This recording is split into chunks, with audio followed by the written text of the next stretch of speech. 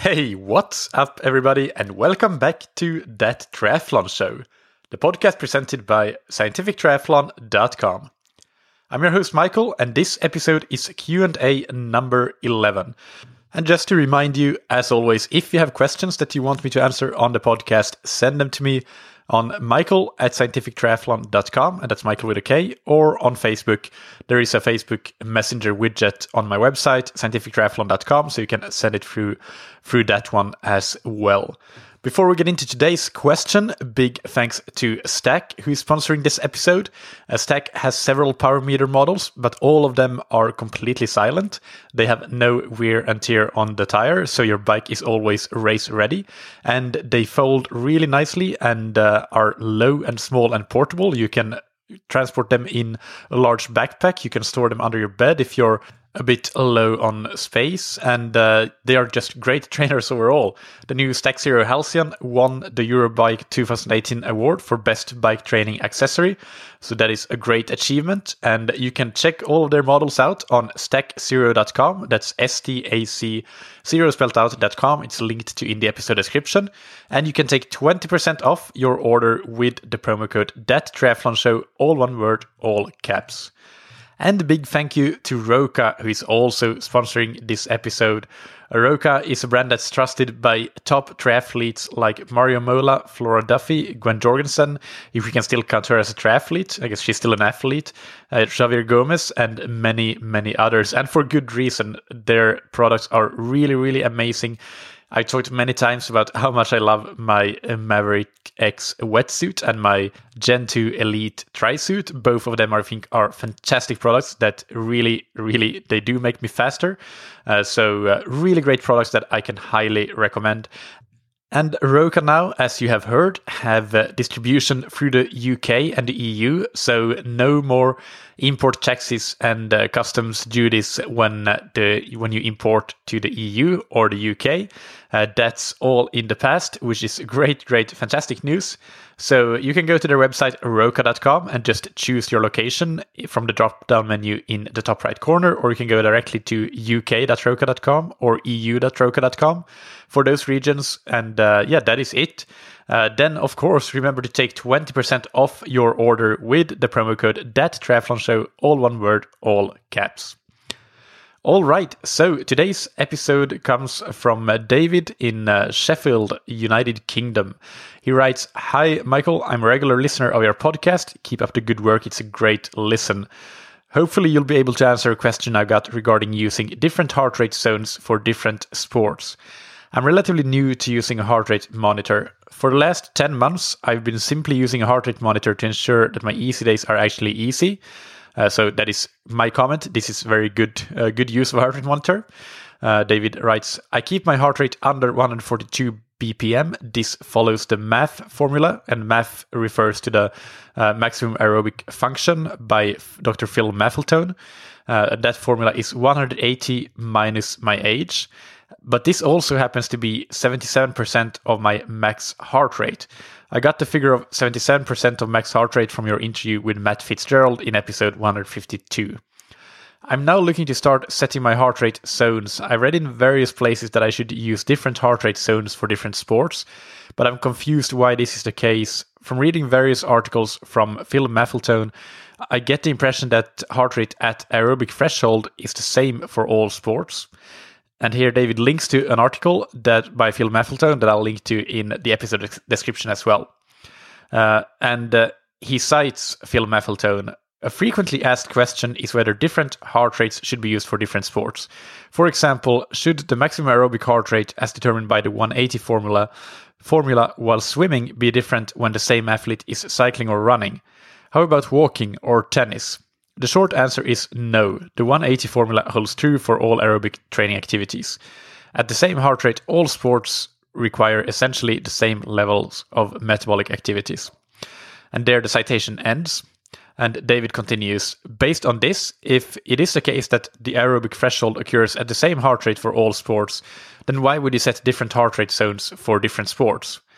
if in reality we do actually have a substantial difference in heart rate at aerobic thresholds for different sports, then I fully understand why you would need different heart rate zones. But if heart rate at the aerobic threshold is very similar between the different sports, regardless of the maximum heart rate for the sport, then having different zones doesn't make sense to me. Maybe I just misunderstood the Phil Maffeltone articles. From your podcast, I understand that you've done some lab testing in the past for you and your coached athletes, so I'm hoping you'll be the man to answer this. Regards, Dave. Thank you, David, for your question. It is a great one, and I'm more than happy to dig into it. So first of all, let's start with the MAF formula, or the 180 formula, that your aerobic threshold can be estimated with 180 minus your age. I'm not a fan of it. I'm definitely not a fan of it, if I'm honest. Although I do realize that any testing that you do, if you do a 20-minute time trial or a 1-hour time trial, besides going to a lab, any sort of formula based on field test or any other formula, there are always going to be estimates of your heart rate thresholds. But I do think that a field test gets you so much closer than a somewhat arbitrary formula of 180 minus your age. I mean, I understand that Phil has tested a lot of athletes and tried to fit the best formula to them, I guess. But still, with the individual variance that exists, I just don't think that we should be using formulas like that. And yes, there are some adjustments that you can make to the formula, like add 5 beats per minute if you've been training 2 years and progressed and you haven't been injured, and whereas if you have been injured, you should reduce 5 beats per minute, etc., etc.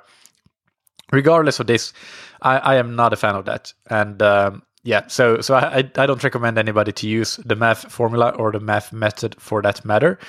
Although the point that he is making, that a lot of your endurance training should be easy, that still holds true, of course, as we have been talking about in various episodes. But as we talked about last week, to what extent it holds true, that is more of an individual question again. So again, I wouldn't recommend anybody to go out and always try to stay below their aerobic threshold. Anyway, I'm a much bigger fan of your method of using the percentage of max heart rate. I think that's a more legit formula, if any. Although I would say that that using depends on how you got your max heart rate, essentially. If you got it in like a 5K race, at the end of a 5K race, or in an actual ramp test, then that's fine. But if it's just the max heart rate you have achieved, but you haven't specifically tried to reach your max heart rate, then that might be actually underestimated. Anyway, one final word on the MAF formula. My MAF heart rate would be 152 beats per minute. And on the bike, this is very close to my anaerobic threshold heart rate, which is probably 158, 159 or something. And it's a pretty high zone free heart rate on the run as well, or mid zone free perhaps. So for me, if I were to go out and follow the MAF method, I would be training very hard every single day, every single time I go out and train. So that's just one example of how misleading it can be. And several of the athletes that I coach would get crazy heart rate zones as well. Anyway, that is not your question, but the question is, should you be using different zones for different sports? So let me reread that citation from Phil Maffeltone's article. A frequently asked question is whether different heart rates should be used for different sports. For example, should the maximum aerobic heart rate, as determined by the 180 formula, whilst, by the way, maximum aerobic heart rate, that's a pretty misleading term, so let's call it just the aerobic threshold heart rate, as determined by the 180 formula while swimming, be different when the same athlete is cycling or running? How about walking or tennis? The short answer is no. The 180 formula holds true for all aerobic training activities. At the same heart rate, all sports require essentially the same levels of metabolic activities. So I think I know that Phil probably tries to simplify this to just make sort of like make the takeaway message clear. But at the same time, I really have to say that this isn't quite correct. First of all, we cannot simply talk about how different sports and the thresholds and the zones in different sports are different between the sports themselves. We must talk about the athlete. Because an elite cyclist who never runs will have vastly different metabolic activities going on at 150 BPM when cycling compared to when they are running at that same heart rate. Because they are not trained runners and are much more inefficient at using the muscles involved in running. So, of course, they're going to be much more aerobic at regardless of whether the sport uses less or more muscles. But when you train 25 hours per week for years and years and years, you're going to be very efficient at that heart rate anyway. So that's an extreme example. You have somebody who trains one sport a heck of a lot and another sport never. That's going to have an impact. But then, even if you're well trained in two different sports like cycling and running, there's still like the use of different muscle groups and a different mass of different muscle mass that does play a big role. Using different muscle groups, well, that plays a role because muscle fiber composition of fast twitch and slow twitch may be different in different muscle groups. So if one group is involved in running but not in cycling, the fast versus slow twitch composition of that group that's not involved in the other sport, that will determine sort of how aerobic versus not aerobic you are in one sport or the other. Now, it is true, though, I do agree to a point that as we approach the elite end of the sport, where triathletes are essentially like elite swimmers, cyclists, and runners all in one, we do approach a situation where the aerobic threshold may become very similar between sports and the aerobic threshold heart rate, I should say, for these athletes. And that probably goes for even very good age group triathletes that have a lot of training in their bodies in each of the disciplines. So, and you're strong across the board, then you could potentially make an educated guess that it will be quite similar. At least the likelihood that the threshold heart rate is similar between cycling and running is much greater than for the beginner athlete who is just starting out, or for the athlete that's making the transition from a single sport like running or from cycling to multisport like triathlon. But still, there is a lot of individuality to this. It may be true for the average elite triathlete that the threshold heart rates approach each other, but what if you're one of the ones that does have that 10 beats per minute difference between the different thresholds, the bike and the run aerobic threshold, for example, and you don't account for it? Then you're going to screw up your training. And it's the same as if I start training according to the math formula and I accept that I start going at just under 152 beats per minute all the time in cycling and running. That's way too much to high intensity for me, and I'm going to screw up my training. So even though that formula may apply on average, it does not apply for me. So I'm not going to follow it. So to dive a little bit deeper, I did find a study that investigated the exact topic of whether training zones are transferable between cycling and running in a triathlon population. And this study is by Daniel Carey and colleagues. It's called Transferability of Running and Cycling Training Zones in Triathletes, Implications for Steady-State Exercise. I don't have the year in front of me. I think it was the mid-noughties, maybe 2005 or something. I'll link to it in the episode description so you can have a look yourself. Anyway, what they did was that they took 16 experienced but not professional triathletes, 10 male and 6 female, with an average age of 34, and they had them do VO2 max tests on both a stationary bike and on the treadmill. And the aim was to compare the anaerobic threshold. So note here, not the aerobic. I don't think that there is a study that has investigated that, but I think the concepts that we can find from this study apply equally to the aerobic threshold as to the anaerobic. And comparing the max heart rate as well between cycling and running. And they wanted to assess, based on the results, whether training zones are transferable between the two. So the results are very interesting. On average, the maximum heart rate in the bike test was 177. And on the treadmill in running, it was 178. So no significant difference. And the same was true for VO2 max. It was 68.4 on the bike and 69.0 on the run. So minimal difference and not significant, of course.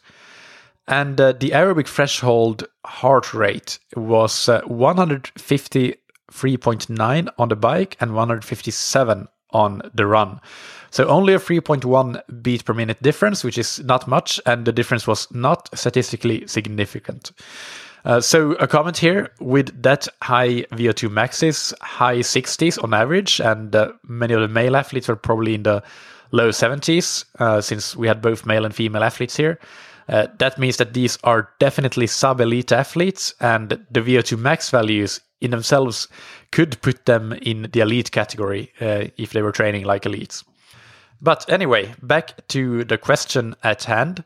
So we just found that the maximum heart rate, the VO2 max, and the anaerobic threshold heart rate did not differ statistically significantly between running and cycling in this study. Well, here's the kicker. The researchers kindly calculated the potential measurement error in statistical terms called the total error, or TE, in determining the anaerobic threshold heart rate. And it was 12 beats per minute. So that's obviously percentage-wise, it's massive when the heart rates we're talking about are in the 150s. So it's between 5 and 10%. So the authors do go on to clearly recommend using sport-specific testing because of the sensitivity and the potential error in these sorts of measurements. And another thing to point out, I do actually highly recommend that you click through, just go to the episode description, click through the link that I put in there for you, and scroll down to figure 6 in this study. There you can see on the x-axis, the treadmill anaerobic threshold heart rate, and on the y-axis, the bike anaerobic threshold heart rate. And there is a straight line, a linear trend line that is showing basically where the points would lie if somebody has the exact same running anaerobic threshold heart rate and bike anaerobic threshold heart rate. And you can see that the points are scattered on both sides of the line. So that's basically that's what we can see from the results as well, that on average the anaerobic threshold heart rates are quite close. But when you look at the individual data points, you can see, for example, I'm looking here at somebody who has a 140 BPM running heart rate or threshold heart rate, but a 166 BPM cycling threshold heart rate. And on the flip side, here is somebody who has something like 158 BPM running heart rate, but a 138 cycling threshold heart rate. So there are these large individual discrepancies, and you could be one of those discrepancies, which makes it clear that you should have different zones for different sports. There are also some interesting points made in the discussion of this paper about previous research done, because this has been studied before. So I'm going to cite the paper now and read sort of more or less directly from it. The authors write, most previous results have indicated higher VO2 max values for running compared to cycling. However, these studies are confounded by subjects tested, for example, untrained, trained, or triathletes, and study designed untrained on both cycling and treadmill, cyclists on a bicycle ergometer, or runners on treadmill, runners on both, cyclists on both, etc. And in general, runners have produced higher VO2 max values on the treadmill, whereas cyclists have produced higher VO2 max values on the ergometer, thus supporting the specificity principle. Untrained subjects will produce higher VO2 max values on the treadmill, probably because of the recruitment of a greater total muscle mass to perform treadmill running versus ergometer cycling. Our comparisons will focus on those studies using triathletes as subjects. Our finding of no significant difference in VO2 max for the cycling and running tests is similar to that of Zhou, or however you pronounce that name, who reported a difference of something very minimal, and that was statistically insignificant. In contrast to these results, others, and 3 studies are cited, have found significantly greater VO2 max values for treadmill running in triathletes compared to cycling ergometer test. To the best of our knowledge, no study has reported a significantly greater VO2 max for the cycling test compared to the treadmill test in triathletes. The authors, so that's at the end of me citing the study, the authors also write that triathletes would like and need a maximal error or in the accuracy of 5 beats per minute or so when it comes to their training zones. And I agree with that. I think you have to accept that there's probably always going to be, you have to accept an error of 5 BPM, but you don't want anything bigger than that. And going back to the total measurement error that these authors calculated being 12 beats per minute from this study, that's way too big.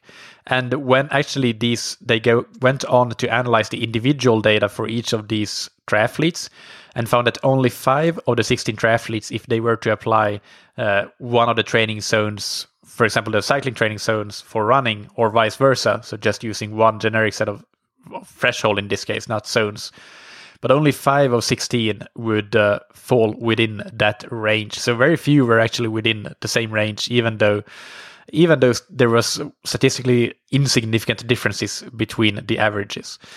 So that's basically a long-winded way of saying that, yes, you do need different training zones for different sports, and there is some research to support it there.